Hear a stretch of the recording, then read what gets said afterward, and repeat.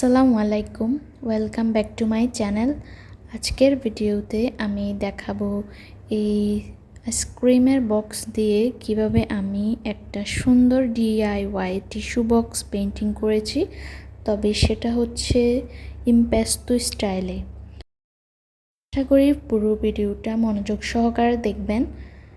So এই ভিডিওটা দেখার পরে আপনি আপনার বাসায় পড়ে থাকা পুরনো বক্স বা আইসক্রিমের এই বক্স দিয়ে সুন্দর একটা টিস্যু বক্স আপনিও বানিয়ে ফেলতে পারবেন। সো আমি কিভাবে বানিয়েছি, কোন কোন ট্রিক্স ফলো করেছি, কোন কোন কালার ইউজ করেছি, সব কিছু নিয়ে আমি ভিডিওতে ডিটেলসে বলে দেওয়ার ট্রাই করব।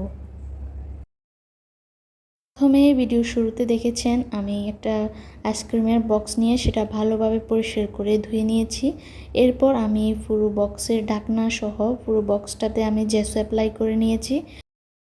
এরপর এখানে আমি এই শেপটা আনার জন্য একটু ক্লে ইউজ করেছি, যাতে টিস্যুগুলো আমি ভালোভাবে এখানে বের করতে পারি আর এটার উপরে শেপটাও যাতে সুন্দর দেখায়।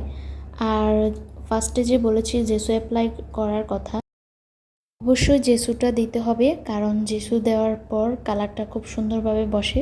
তো এখানে আমি জেসুটা দেওয়ার পর আবার এর উপর একটা হোয়াইট কালারের কোট করে নিয়েছি, যাতে জেসুটা আর হোয়াইট কালারটা সুন্দরভাবে একটা সাদা একটা ব্যাকগ্রাউন্ড তৈরি হয়। তো আমি প্রায় 2টা লেয়ার দিয়ে এই ব্যাকগ্রাউন্ডটা করে নিয়েছি।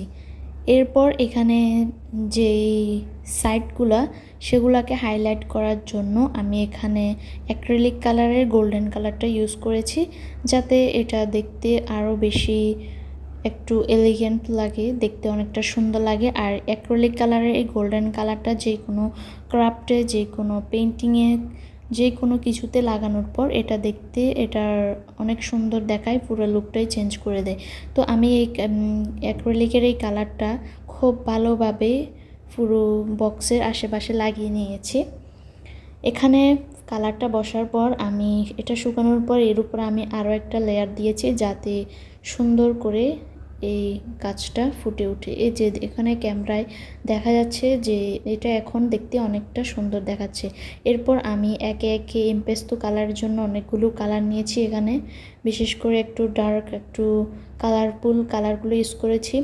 এরপর হোয়াইট কালারের ব্যাকগ্রাউন্ডে আমি এখানে সি গ্রিন, ডার্ক ব্লু আর হোয়াইট কালার দিয়ে মিক্স একটা কালারফুল ব্যাকগ্রাউন্ড করব।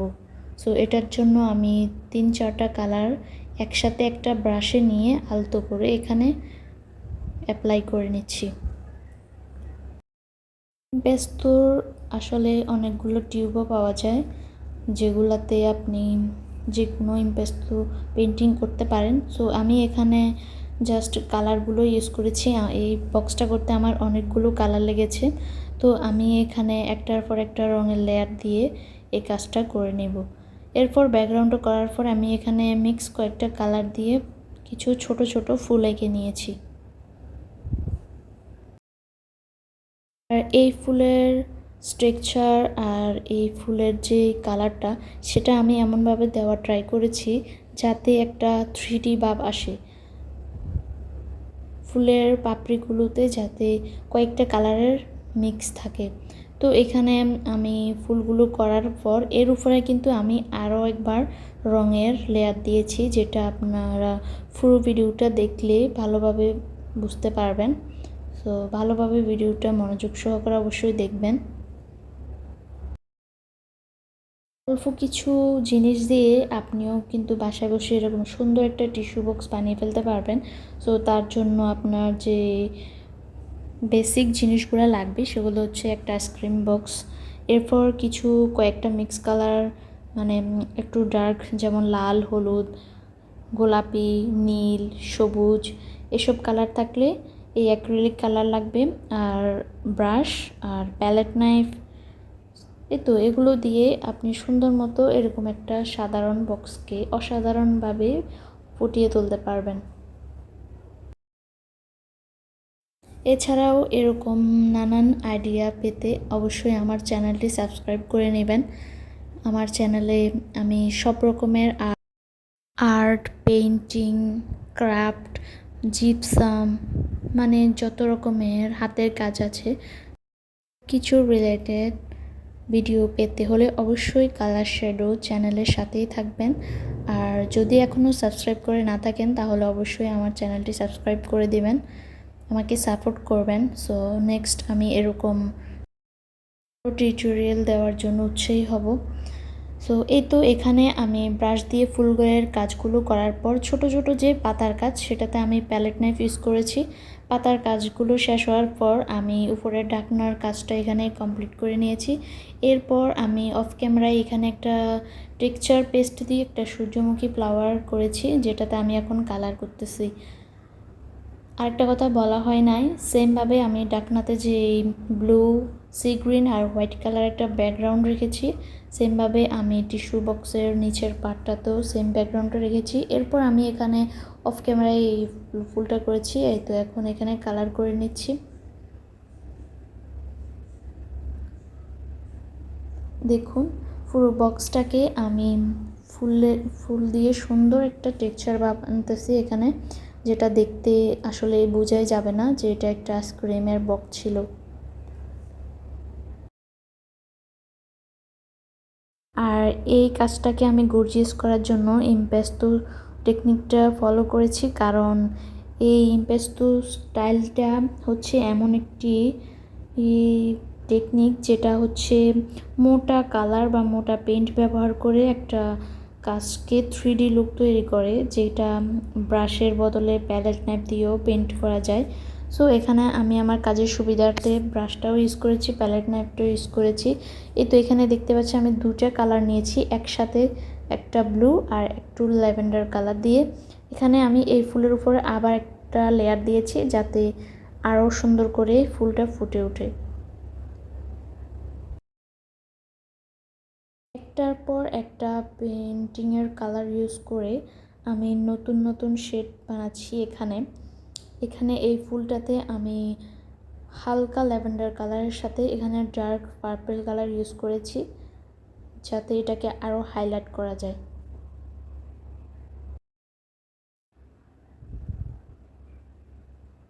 এরপর আমি বাকি ফুলগুলো করে নিয়েছি। সেম এই কাজটা করার জন্য আমি প্যালেট নাইফটা ইউজ করেছি। আসলে এই শেপগুলো আনার ক্ষেত্রে প্যালেট নাইফটা দিয়েই কাজ করতে সুবিধা হয়। এরপর এখানে আমি ফুলের কালারটা কিন্তু অবশ্যই খেয়াল করবেন, পাশের ফুলের কালারটা যদি একটু হালকা লাইট কালার হয়, এরপরেরটা আমি ডার্ক করার ট্রাই করেছি। তো এখানে আমি ওই রকম করেই ফুলের কাজগুলো করেছি। এখানে আমি ছোট ছোট যে ফুলের কলিগুলো সেখানে আমি দুটো কালার মিক্স করেছি, ইয়েলো, রেড। সো এরকম কিছু কালার মিক্স করে অনেক সুন্দর একটা ফুলের কাজ করেছি পুরো বক্সটাতে। এই যে এখানে কিছু কিছু ব্যাকগ্রাউন্ডের সাথে আমি মিল রেখে ওই রকম কিছু লাইট কালার ইউজ করেছি।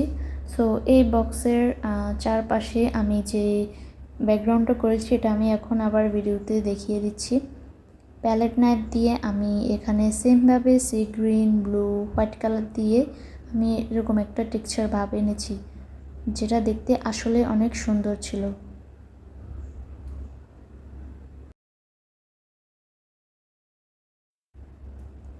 ভিডিওটি দেখলে অবশ্যই খেয়াল করবেন যে এখানে আমি পুরো কাজটাতে অনেকগুলো কালারের লেয়ার করেছি,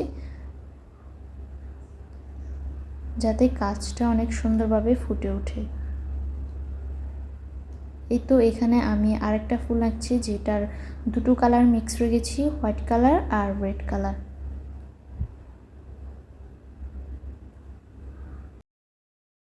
এরকম পেন্টিং নিয়ে নানান ধরনের টিপস বা যে কোনো প্রকারের ছবি বা ভিডিও দেখতে হলে অবশ্যই আমার ফেসবুক পেজটাও ফলো দিয়ে দিবেন, সেখানে আমি আরও অনেক বেশি অ্যাক্টিভ।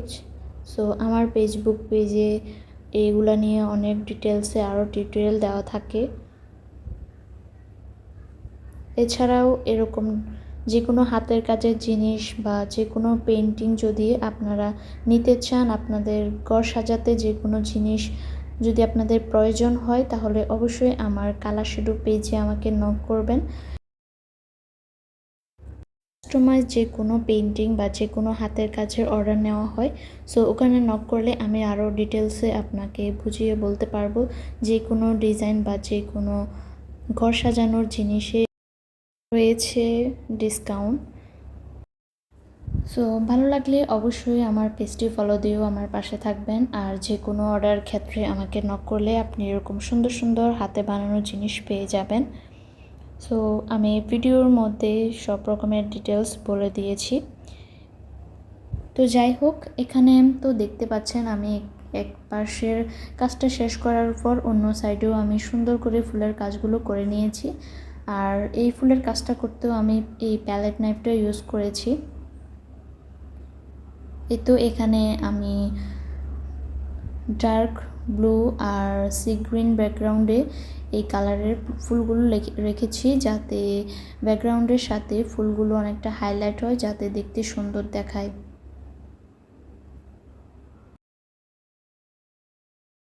টিস্যু বক্সের এই কাজটা কিন্তু আমার একদিনে কমপ্লিট হয় নাই। এখানে আমি খুব সময় দিয়ে কাজটা করেছি, মনোযোগ দিয়ে। আসলে একটা কাজের মধ্যে আপনি যতটুকু সময় দিবেন আর আপনি কাজটাকে যতভাবে নিখুঁত করার ট্রাই করবেন, কাজটা ততই সুন্দর হবে। আর এছাড়াও ক্যামেরার বাইরে আমি অনেক অনেক অনেক কাজ করেছি, যেটা আসলে ক্যামেরাতে সবগুলো দেখানো পসিবল না।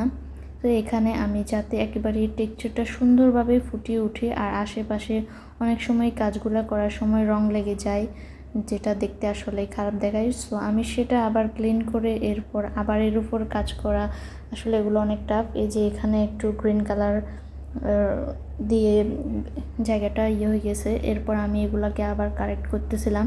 এরপরেই তো এখানে ফুলের কালারটাও আশেপাশে ভালোভাবে বসে নাই, যেটা আমি বারবার এগুলো দেখে দেখে আবার এগুলা ঠিক করতেছিলাম। সো এই কাজটা করতে আমার অলমোস্ট 4 থেকে 5 দিন লেগেছে। তো এখানে আমি বারবার দেখতেছিলাম আরও কোন কোন জায়গায় ছোট ছোট কিছু ফুল অ্যাড করা যায় কিনা, যেটা দেখতে আরও সুন্দর হবে। এরপর এই কালারগুলো শুকাতে আমি 2 দিন সময় দিয়েছি। কালারগুলো ভালোভাবে শুকানোর পর এই কাজটাকে আমি আরও ফিনিশিং আনার জন্য, কাজটাকে আমি প্রোটেক্ট করার জন্য যে মেইন একটা জিনিস, সেটা হচ্ছে বার্নিশ। বার্নিশ হচ্ছে আপনার একটা পেইন্টিং বা যে কোনো রঙের কাজের ক্ষেত্রে অনেক প্রয়োজনীয় একটা জিনিস। বার্নিশ অ্যাপ্লাই করার পর কাজটা অনেক সুন্দর ফুটে ওঠে। আর বার্নিশটা দেওয়ার পর যে কোনো ধুলো বালু বা কোনো ময়লা পড়লে সেগুলো খুব ভালোভাবে মুছে যায়, সেক্ষেত্রে আর পেন্টিংয়ের রঙের কোনো সমস্যা হয় না, রঙগুলো বিশ্রী হয়ে যায় না।